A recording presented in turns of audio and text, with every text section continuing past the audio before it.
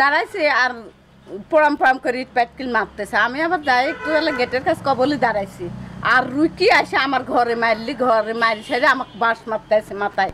আমাকে মেয়ে সকল না ঠেকালে মারি ফেলা দিতেন ওই জায়গায়। ওই সুলতানের ছাওয়াল আওয়ামী লীগের লিডার। বাইরে দাঁড়ায় আছি, তখন লাঠি ফালা নিয়ে এসে মারতে আসছিল।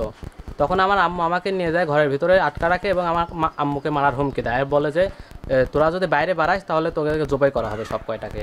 এবং ওরা রাত্রিবেলা আওয়ামী লীগের যারা যারা আছে তাদেরকে নিয়ে মিটিং করেছিল মারার আগে, হামলা করার আগে। আমরা এই সুষ্ঠু বিচার চাচ্ছি। আমি যতটুকু জানি, আমি ওই বাড়িটা আমার, ওই বাড়ির ভিতরে আমি লইছি। এখানে দেখে কি যে বোমের মতন শব্দ হচ্ছে, বোমের মতন ইট মারেছে। তা আমি দেখলাম যে আমি গেলে পারতাম আমার বিপদ ঘটবে নি, আমি ওখানে ছিলাম। আমার বাড়িওয়ালা ছুটি চেয়ে দেওয়া হয়েছে। তারপরে দেখি কে যাইছে, দেখি ইট মারেছে, কোপাইছে, আমার পা রুকি আসতেছে সব। ওই সন্তান আর সালের নাম কি, নিবিড় আর ওর বউ আর ওর মেয়ে। আমরা চাচ্ছি কি যে সুস্থ বিচার। আমরা থানায়, আমরা কোর্টে বিচার দিছি, আমরা কোর্টের বিচার, আমরা সুস্থ বিচার চাই, আমরা শাস্তি চাই ওর। আওয়ামী লীগের দোসর সুলতান মণ্ডল, আমানত মণ্ডল আর নিবিড়, এরা দুইজন এই আমাদের জায়গাগুলো দখল করার জন্য অনেকবার চেষ্টা করেছে।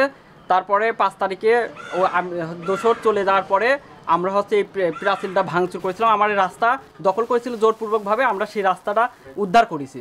তারপরে কোর্টে মামলা রয়েছে আমার চাচার সাথে, সেটা আমরা কিছু জানি না এই জায়গার বিষয়, ঠিক আছে। কোর্টে চলমান রয়েছে কেস। কেন আজকে আমাদের বাড়ি ভাঙচুর করলো, আমাকে মারার হুমকি দিয়েছে, জবাই করার হুমকি দিয়েছে, দেশীয় অস্ত্রপাতি দিয়ে।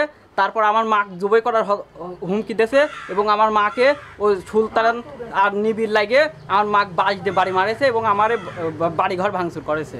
এর সুষ্ঠু বিচার চাই আমি।